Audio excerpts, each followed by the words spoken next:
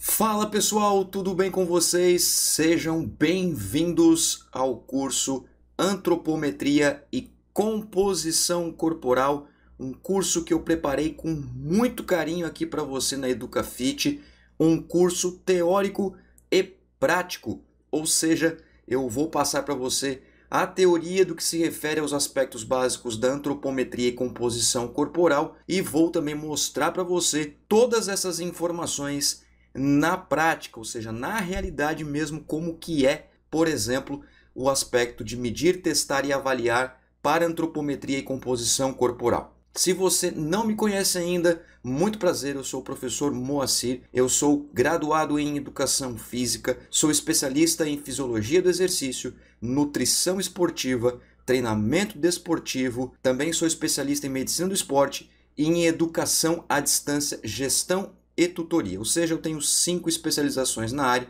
e também sou mestre em Ciências do Movimento Humano. Aqui na EducaFit eu tenho diversos cursos, caso você ainda não tenha visto, eu sugiro você dar uma espiadinha, tem muitos cursos bacanas aqui, os quais eu já gravei para a plataforma, como por exemplo, métodos e técnicas de treinamento na musculação, prescrição e periodização do treinamento aeróbio, controle de carga interna no treinamento aeróbio, avaliação, controle e prescrição do treinamento de corrida de rua. Também tem o curso Educação Física e Ciência, que é uma análise de artigos científicos, onde eu trato de diversos temas, suplementação de creatina, hipertrofia, performance e rendimento, montagem de programas de treinamento de força para avançados e tem um curso que eu fiz aqui também, que se chama Proporcionalidade Corporal, que é um outro tema no que se refere à antropometria e composição corporal. Então, é um curso que complementa, inclusive, as informações que você vai ver neste curso. Eu também sou escritor, tenho livros publicados na área e eu vou falar eventualmente sobre o livro Antropometria e Composição Corporal, o qual eu pego uma fatia desse livro e trago aqui para você, tanto nesse curso quanto lá no curso de Proporcionalidade Corporal. Eu vou deixar depois um trechinho aqui para você, caso você não tenha visto ainda o curso de Proporção Corporal, e se você já viu, é só pular a parte onde eu mostro um pedaço desse curso, para caso você não tenha visto ainda, se interessar, vai lá que é bem bacana, eu tenho certeza que você vai gostar, beleza? Para a gente começar então o curso de Antropometria e Composição Corporal, que vai ter a parte teórica e também a parte prática, eu preciso conversar um pouquinho com você sobre medidas e avaliações. Então preciso introduzir o tema, explicar para você o que é medir, o que é testar, o que é avaliar, e também, claro, mostrar os indicadores de saúde, mostrar o que são também as medidas quantitativas, como que nós transformamos um dado quantitativo em dado qualitativo, como que eu transformo um número, por exemplo, em uma classificação, que nada mais é do que pegar um dado quantitativo e transformar em avaliação. Isso é um aspecto, por exemplo, de transformação de dados. Nesse sentido, é importante também já falar aqui para você que é fundamental o conhecimento, no mínimo, básico, matemático e estatístico, porque tem muitos cálculos, tem muitas equações e não tem como eliminar isso. Aí você pode dizer o seguinte, mas Moa, eu vou comprar uma planilha pronta, eu vou comprar algo que seja mais rápido, um software, que inclusive eu, Moacir, comercializo, eu vou mostrar uma para você aqui também, só porque é o seguinte, por mais que eu comercialize ou que você tenha a intenção de adquirir um produto como esse, já te digo com muito critério e por experiência também. Não adianta você adquirir um produto se você não entende como ele funciona. Então é importante você saber de onde vêm as informações, como que se chega a um determinado resultado. Para isso, então, eu sempre passo por essa teoria. Se você já assistiu outros cursos meus aqui, você sabe muito bem disso. A minha preocupação com o entendimento, com o raciocínio, com o início, com o meio e com o fim. Só assim nós vamos conseguir realmente desenvolver um bom trabalho. É claro que eu concordo com você, eu também faço isso nas minhas práticas profissionais, que uma ferramenta automatizada, ela vai nos dar, por exemplo, tranquilidade na hora de resolver os cálculos, é claro, facilidade, praticidade e velocidade nos atendimentos. Mas se você não entender, por exemplo, o que é o índice ponderal, se você não entender o que é o índice de massa corporal, o que é a relação cintura-estatura, a relação cintura-quadril, o porquê que tais indicadores são relacionados, por exemplo, com mortalidade, de nada adianta a ferramenta automatizada, beleza? Bom, feito esse pequeno discurso, vamos lá. A avaliação é uma prática universal e o tempo todo estamos submetidos a diversos processos de avaliação, seja no trabalho, seja no âmbito familiar, no convívio social e, é claro, na prática do exercício físico. Isso não é diferente. Então, avaliar, na verdade, é uma prática que é do dia a dia. O tempo todo você passa por diversas avaliações. Por tempo todo você passa por crivos. O tempo todo você precisa atingir metas, alcançar seus objetivos. Se você é estudante, você sabe muito bem disso, que você tem que fazer avaliações, provas, entregar trabalhos, conseguir atingir um ponto de corte, que é uma classificação para aprovado e reprovado. Ora, eu não falei para você que medir, testar e avaliar nada mais é do que transformar os dados? O que você passa, por exemplo, no seu âmbito de estudo, nada mais é do que uma nota, que é um dado quantitativo, 4, 5, 6, 7, 8, 9, 10, para uma avaliação. Por exemplo, aprovado e reprovado. Dependendo de onde você estuda, se você é estudante, às vezes a nota é 6, às vezes a nota é 7, o ponto de corte para passar. Por isso que a avaliação é o tempo todo. No trabalho, se você está indo bem, se você está indo mal, se você foi promovido ou não, se você é estagiário ou se você já é formado, tudo isso é processo avaliativo. Tudo isso pertence aos nossos processos, principalmente ocidentais, latinos mais ainda falando, de avaliar. E no exercício físico não é diferente, muito pelo contrário. No exercício físico é mais evidente ainda essa questão do processo avaliativo. Só porque a avaliação ela é importantíssima. Por quê? Porque é necessário entender quais são os objetivos de uma pessoa, pois eles serão o norte para a prescrição do exercício físico, assim como para os processos de reavaliação. Nesse sentido, meus queridos amigos, presta bem atenção no que eu vou falar para você agora e guarda esta fala minha até o final do curso, que eventualmente eu gosto sempre de repetir, não porque eu seja repetitivo, pode parecer que eu seja, mas na verdade é para sempre deixar você atento àquilo que eu estou falando e para não perder o foco no raciocínio. Lembra que eu falei para você? Início, meio e fim. O que é isso? Raciocínio. É você entender o processo de criação de uma linha de pensamento. Por isso que o tempo todo eu estou enchendo você das informações que parecem que são repetitivas, mas na verdade fazem parte da linha de raciocínio. Tá certo? Então presta bem atenção no que eu vou te falar. A avaliação só tem sentido se tiver reavaliação.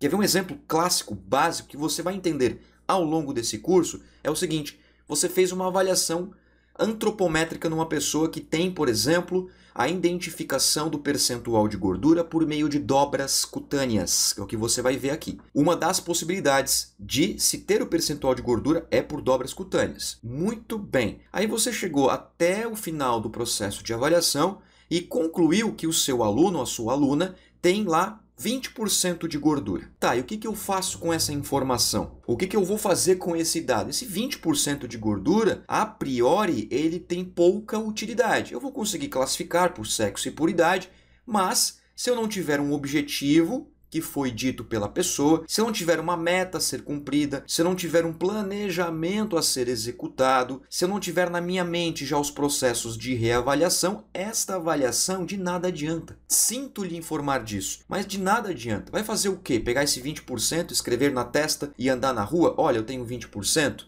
Até que ponto esse 20% pode se tornar uma avaliação? O que isso interfere na vida da pessoa? O que isso interfere no comportamento da pessoa? Como que a pessoa se relaciona com esse dado? Pessoal, é o seguinte, nós nos relacionamos com os dados que são advindos de uma avaliação. E tudo que você fala, a forma com que você fala, interfere em como a pessoa absorve aquilo e como se relaciona com aquilo. Por isso é muito importante entender os objetivos da pessoa. Qual é o objetivo da pessoa? É fitness, é saúde, é talvez um dia competir, sei lá, em qualquer esporte. É, por exemplo, o exercício físico como uma forma coadjuvante ao tratamento de uma doença. Às vezes você tem, por exemplo, um aluno hipertenso, uma aluna hipertensa, um aluno ou uma aluna diabética. Então, o exercício físico precisa estar atrelado ao que é o processo de avaliação e os objetivos da pessoa. Por isso que eu sempre digo para vocês, se você já viu o curso meu, sabe disso. A importância do tripé, avaliação, prescrição e controle. E eu vou trazer alguns exemplos aqui para você. Olha só que bacana, vem comigo. Camila, de 30 anos de idade, procurou você, pois acredita que está acima do peso e não está se sentindo bem com isso. Você já ouviu falar disso? Pois é. Relata que tem dificuldades para controlar a ingestão de comida. Isso ela pode relatar para você, deve relatar para você. Não é porque estamos falando, por exemplo, aqui de comida, alimentação, que nós, profissionais de educação física, não possamos ouvir nossos alunos. É claro que uma intervenção dietética vai vir do nutricionista, do médico, do nutrólogo, enfim. Não vou entrar nesse mérito agora. Mas o mérito que eu quero entrar agora é a atenção, é o ouvir, observar o caso. E aqui eu coloquei óbvio, superficial em 3, 5 linhas para você entender o raciocínio, sempre o raciocínio. Camila é uma adulta de 30 anos, procurou você porque acredita que está acima do peso. Acredita, será que está? Eu preciso fazer uma avaliação e não está se sentindo bem com isso. Então já vejo que é uma pessoa que ela tem aí um sentimento muito forte com a gordura corporal. Preciso respeitar isso. Eu falei apenas que tem 30 anos, não sei se é casada, se é solteira, se é homossexual, se é heterossexual, como é a rotina do trabalho dela, se tem filhos, se não tem filhos. Tem muitas informações que na sua anamnese você tem que observar muito bem isso. E ela relatou que tem dificuldades para controlar a ingestão de comida. Pode ser que tenha um gatilho aí para compulsão alimentar, pode ser que não, pode ser que simplesmente seja uma pessoa levemente ansiosa, ou uma pessoa que nesse momento está passando por um problema pessoal que você também pode saber dessas informações para melhor organizar o exercício. Tudo isso faz parte de como que você vai prescrever o exercício físico. Este é um caso. Vamos para outro caso? Olha a Priscila, de 29 anos, que é ex-corredora de prova de 5 km e 10 km, porém, devido a uma lesão no joelho, parou de competir e está sedentária há 6 meses. Então ela tem uma experiência prévia com o treinamento, que também não sei, eu não relatei aqui, e notou que seu condicionamento físico diminuiu. Claro, está sedentária há 6 meses. Antes era uma pessoa que praticava provas de 5 e 10 km, que são provas que exigem muito da velocidade, exigem muito da resistência também. É claro que o condicionamento vai cair. É esperado que caia, principalmente por causa de uma lesão e o sedentarismo há 6 meses. E também está preocupada com essa situação. Claro, imagina, você tem uma pessoa jovem, 29 anos, que competia, pode ser não atleta, não precisa ser atleta, mas recreativamente falando, uma esportista, 5 e 10 km, que investia na corrida, viajava para competir e do nada tem uma lesão. Essa lesão foi importante a ponto de deixá-la parada por 6 meses. Aí a cabeça afeta também. Então tudo isso faz também parte do processo de avaliação inicial para que você entenda como você vai intervir com essa pessoa. É como se fosse uma pré-avaliação. Na verdade, a avaliação antropométrica ela vai vir depois ainda. Aqui nós estamos fazendo uma triagem, como se fosse uma anamnese de fato, para entender o contexto de vida da pessoa. Então veja que a Camila e a Priscila são pessoas totalmente distintas, apesar de ser sexo feminino aqui no exemplo e a idade ser muito próxima.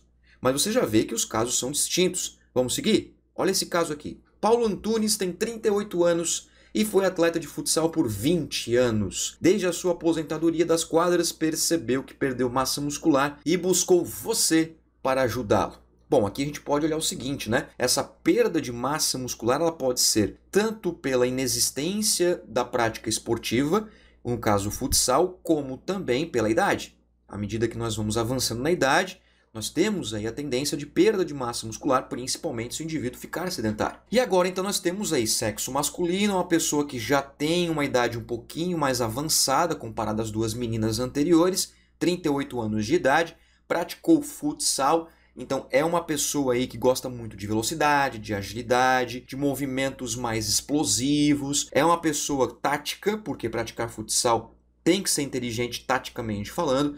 Então todas essas informações, elas são cruciais de como você vai intervir com o exercício físico. E aí, esse homem de 38 anos, o Paulo Antunes, ele é casado, ele é solteiro, ele tem filhos, onde é que ele mora, quanto tempo tem para treinar, tudo isso faz total diferença na prescrição. Sem contar que aqui ele foi atleta de futsal, que é um esporte acíclico, já a Priscila foi atleta de 5 e 10 km, que é um esporte cíclico, pode ser que ela volte a treinar, ele não sabemos se vai voltar a competir, não é verdade? Bom, a Amanda, de 25 anos de idade, é sedentária, procurou você porque quer voltar a praticar exercício. Durante a sua infância e parte da adolescência, fez balé e na fase adulta praticou musculação por 2 anos. 2 anos seguidos. Então até chegou a ter um nível avançado de treinamento. Ela tem vontade de aumentar sua massa muscular, o que é básico, né? E perder gordura na região central do corpo. Então aqui eu tenho uma informação muito importante. Perder gordura na região central do corpo. Então ela está se sentindo que a região central dela aumentou devido aí ao seu sedentarismo, que é bastante comum. Mas olha só,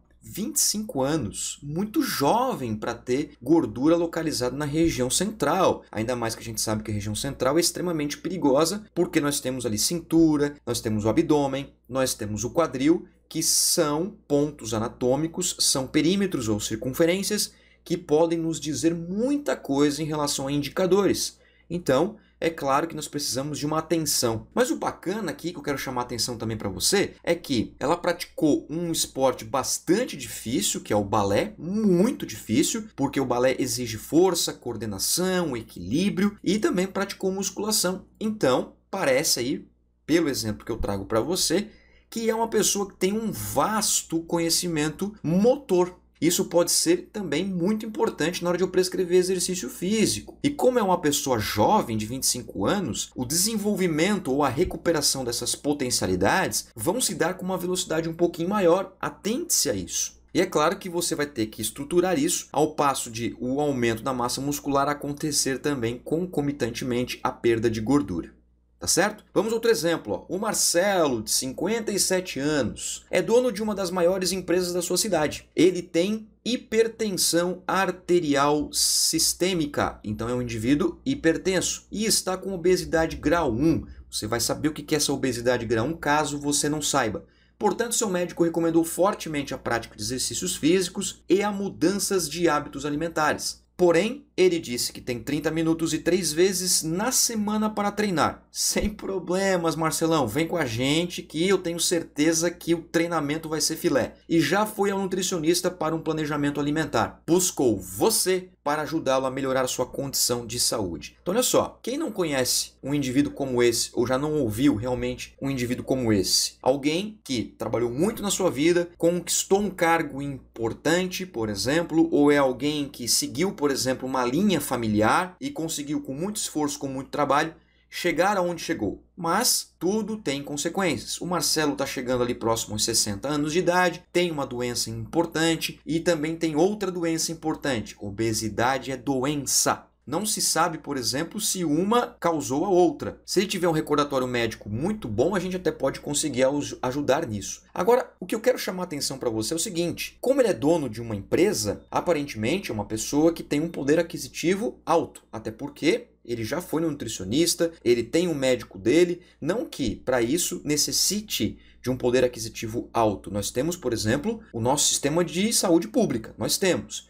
Sabemos, claro, que tem muitos problemas, mas também é um sistema de saúde pública. Então, nós temos profissionais que atendem nós gratuitamente. Nós temos também a possibilidade de ter plano de saúde, que eu não vou entrar nesse mérito político e econômico, mas aparentemente parece ser, é claro, uma pessoa que tem um poder aquisitivo um pouquinho mais elevado. Até porque a primeira frase já diz isso, né? Dono de uma das maiores empresas. Na hora a gente pensa, bom, esse cara tem um poder aquisitivo elevado. Beleza? Então ele diz que tem 30 minutos, 3 vezes semana para treinar. Provavelmente é um indivíduo muito atarefado, ou tem, por exemplo, um âmbito social muito atarefado, ou familiar, enfim, não sabemos. Não está escrito no exemplo. O que eu quero chamar a atenção para você é que você precisa organizar o treino de acordo com a condição patológica dele. Então veja, o Marcelo é diferente do Paulo Antunes, é diferente da Amanda, é diferente da Priscila, é diferente da Camila. Veja que são casos que eu tenho certeza que você já viu.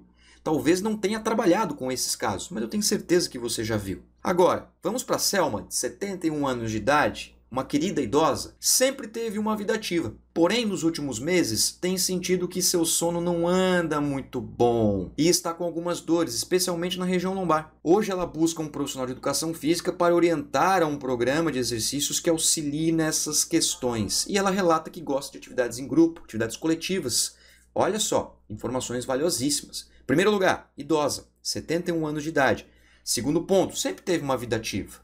Sempre foi aquela senhora, né? Aquela pessoa que muito comunicativa, muito ativa, gostava de andar, sempre gosta de fazer suas atividades mexendo-se, isso é muito bom. Só que nos últimos meses está se sentindo aí perturbada quanto ao sono. Não se sabe por quê, você tem que investigar isso. Às vezes pode ser que tenha perdido alguém importante ou está passando por algum problema econômico, familiar, social, enfim. Sabemos que o sono hoje é um dos maiores problemas de saúde pública. Por quê? Porque o sono, meus queridos amigos, ele está correlacionado com o desenvolvimento da obesidade e doenças cardiovasculares e metabólicas. A restrição ou a fragmentação do sono tem relação com o aumento da gordura na região central do corpo e também com o aumento, por exemplo, da pressão arterial. Sem contar que também nós temos aí toda uma desregulação metabólica envolvida pela fragmentação e pela restrição do sono. Isso já acontece em caráter agudo, por exemplo, alguns dias, algumas semanas, e crônico nem se fala, como por exemplo meses, anos. Então o sono é muito complicado, bastante atenção para isso. Sem contar, alguns desconfortos na região lombar, e hoje ela quer um profissional para trabalhar isso. Atividades coletivas são muito boas, como ela mesmo relatou, então é importante que você saiba lidar com essas situações para melhor orientar o que é o exercício físico. Beleza, meus queridos? Então vamos lá. As avaliações devem ser conduzidas com o objetivo do programa em mente. Lembrar da relação entre teste, medida e avaliação. Teste é um instrumento. O teste ele serve para você medir alguma coisa e depois avaliar alguma coisa. Então, por exemplo, eu tenho o teste de Cooper. Para que serve o teste de Cooper? O teste de Cooper serve para que você tenha a medida do consumo de oxigênio, por exemplo. A distância percorrida, a velocidade média do teste são medidas, pois todos estes que eu falei para você são dados quantitativos. Posso avaliar também a partir desta medida? Posso. Eu posso, por exemplo, classificar o condicionamento ou a aptidão física do meu avaliado em excelente, bom, regular, abaixo da média, ruim, muito ruim. Aí você vai pegar uma tabela de classificação e fazer esta devida avaliação. Além disso, da importância de estudar e praticar e que nenhum teste é perfeito, sendo crucial o envolvimento do profissional com o seu aluno. Nenhum teste é perfeito, não existe 100% num teste. Além disso, não só a questão do teste na sua perfeição, mas também na sua viabilidade. Exemplo, eu falei sobre o teste do Cooper agora há pouco. É um teste viável? Depende. Você tem estrutura para isso? Sim.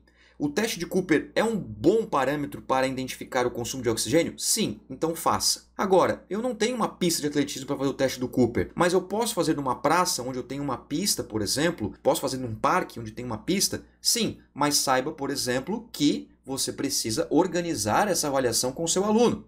E se chove no dia, por exemplo, é um ambiente aberto? Já não dá de fazer. Então nenhum teste é perfeito, nenhum. Por isso que você precisa saber melhor conduzir as suas avaliações de acordo com a estrutura que você tem. E se você já viu cursos meus aqui, sabe que eu sou fã da educação física barata. O que significa isso? Utilizar de ferramentas, de testes, de medidas, de formas avaliativas que sejam de baixo custo, mas que tenham uma alta cientificidade. Nem sempre você vai conseguir isso. Mas é possível sim, você consegue realizar bons testes, você consegue ter boas medidas, fazer avaliações muito boas com baixo custo, tá certo? E esse envolvimento do profissional com o aluno, é claro, ele é importantíssimo. Bom, todos esses personagens que eu mostrei para você, todos esses avatares, desde a Camila até a Selma, jovens, adultos, idosos, homens, mulheres, pessoas com alguma condição patológica, alguns sedentários, e aí? Pergunto para você, de que forma você pode ajudar essas pessoas? Por onde você começaria? Qual a importância de uma equipe de profissionais em cada caso? Quais estratégias de avaliações iniciais e contínuas você utilizaria? Entre tantas outras perguntas que eu poderia fazer para você agora aqui na tela. Mas eu quero só plantar a sementinha em você. Como você começaria, por exemplo, com a Camila, com a Priscila, com a Amanda, com o Marcelão, com o Paulo Antunes? Como que você começaria? Quais são as avaliações que você usaria no início do programa? E como você planejaria as reavaliações, as avaliações contínuas? Isso que eu mostrei apenas alguns personagens fictícios. Mas imagine tantos outros casos que se tem aí, beleza? Por isso é muito importante você sempre ter em mente o objetivo do aluno e a condução do exercício físico, do programa como um todo, tem que estar diretamente relacionado com o objetivo do aluno. Vamos lá então. Medir, testar e avaliar. Quais são os seus principais objetivos? Detectar deficiências, permitindo uma orientação no sentido de superá-las. Não confunda deficiência com deficiência física. Pode ser que seja também, ok? Pode ser uma deficiência física. Mas, por exemplo, uma pessoa que tem baixa resistência é uma deficiência motora. Uma pessoa que tem baixo equilíbrio é uma deficiência motora. Uma pessoa que tem obesidade é uma deficiência metabólica. E, claro, nós temos as pessoas que têm alguma deficiência física, uma restrição física. Tem aí essas discussões das terminologias da área adaptada. Eu não vou entrar nisso agora, até porque não sou especialista na área e posso cometer aí uma injustiça do que é os termos corretos. Mas eu posso deixar claro isso para você. Não estou falando apenas de deficiência física, estou falando de deficiência como um todo, beleza? E isso você pode trabalhar no sentido de superá-las. Uma vez que eu tenho uma pessoa com uma deficiência na resistência motora, eu posso treiná-la para superar essa deficiência. Fechou? Vamos lá. Auxiliar o indivíduo a situar-se em uma prática de exercício físico que o motive e onde possa desenvolver suas aptidões.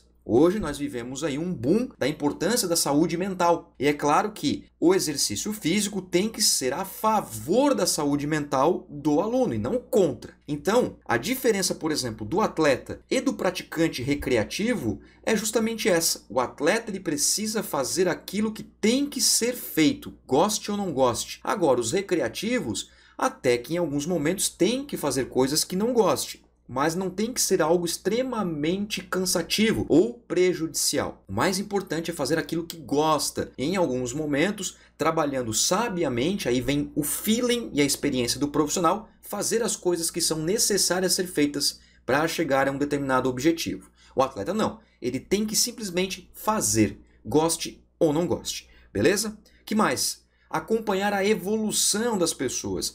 E aqui eu já deixei sublinhado justamente para discutir isso com você. Evolução não significa melhoria. Evolução significa mudança. Simplesmente isso, mudança. E por que isso é importante? Porque é o seguinte, na medicina, quando o paciente está na UTI e ele, infelizmente, vem a óbito, no prontuário dele está escrito, paciente evoluiu para óbito. E isso não é bom, concorda comigo? A pessoa faleceu. Evolução do ponto de vista biológico é mudança. Então, acompanhar as mudanças das pessoas. E por que isso? Você pode estar se perguntando, mas Moa, o negócio não é sempre melhorar? Sim, mas só que essa melhoria ela pode ser diferenciada entre os contextos das pessoas. Ok? Então, nem sempre perder gordura é uma melhoria. E nem sempre aumentar gordura significa uma piora. Parece loucura, mas é verdade. E eu vou dar alguns exemplos para você quando a gente chegar nas práticas, ok? Outro ponto importante, que é inclusive o motivo que você está fazendo esse curso aqui agora, é realizar pesquisas na área da saúde. Ora, eu só consigo falar todo esse arsenal de informações, trazer todos esses dados porque tem ciência envolvida. Tem pesquisa científica envolvida. Essas pesquisas acontecem nos laboratórios, acontecem na área escolar, acontecem no esporte, acontecem no fitness, acontecem em todos os âmbitos, nas sub-áreas do que é o exercício físico e saúde. Portanto, nós precisamos também entender processos metodológicos, início, meio e fim, para realizar pesquisas científicas e trazer conhecimento científico para que nós possamos botar na prática, discutir isso e caminhar de uma maneira mais interessante pela sociedade e tentar ajudar as pessoas no sentido de acompanhar estas mudanças que são ocorridas pelas intervenções, sejam elas nutricionais, sejam elas medicamentosas, sejam elas pelo exercício físico, ou seja, saúde. Tudo que for saúde, nós temos então a importância das pesquisas científicas. Temos essas importâncias e precisamos respeitá-las. Fechou então? Encerro por aqui esta aula introdutória do nosso curso Antropometria e Composição Corporal. Então tem muita coisa show de bola que você vai ver nesse curso que eu preparei para você com muito carinho e eu espero encontrar você no próximo vídeo. Muito obrigado pela sua atenção, um forte abraço e até mais. Tchau!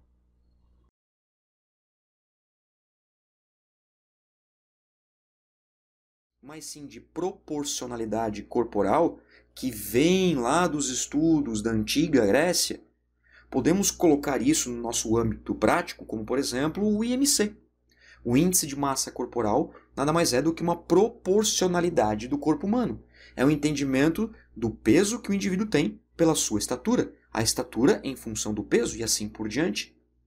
Inclusive, o IMC ele é um indicador de saúde. Serve também para estimar percentual de gordura.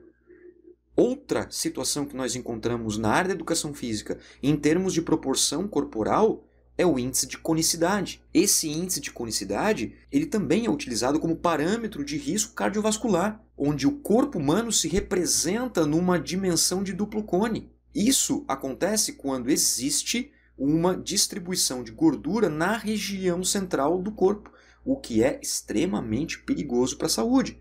Então não é só uma questão estética, também é uma questão de saúde. Temos também a relação cintura-quadril, que nada mais é do que a divisão da cintura pelo quadril.